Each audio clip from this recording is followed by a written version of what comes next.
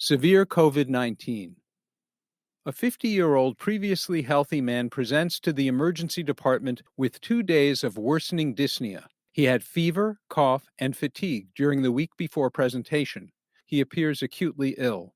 The body temperature is 39.5 degrees centigrade, 103 degrees Fahrenheit. Heart rate 110 beats per minute. Respiratory rate 24 breaths per minute. And blood pressure 130/60 millimeters of mercury. The oxygen saturation is 87% while the patient is breathing ambient air. The white cell count is 7,300 per microliter with lymphopenia. Chest radiography shows patchy bilateral opacities in the lung parenchyma.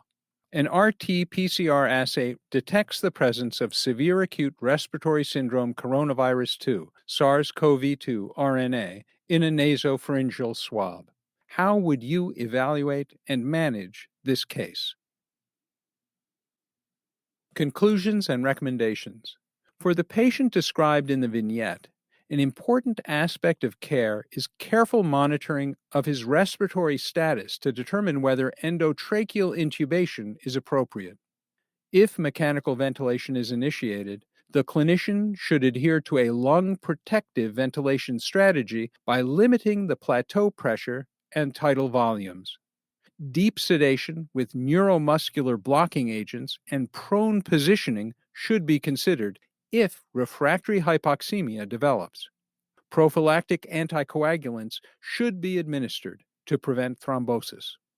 Dexamethasone should be started because data from a randomized clinical trial show a reduction in mortality.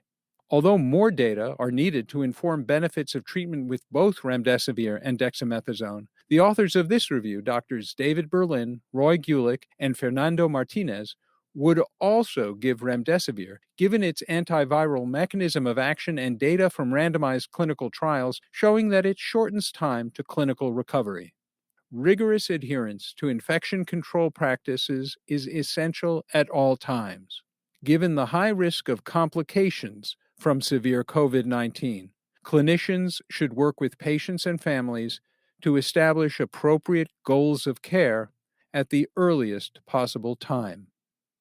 Given the uncertainties regarding effective treatment, clinicians should discuss available clinical trials with patients.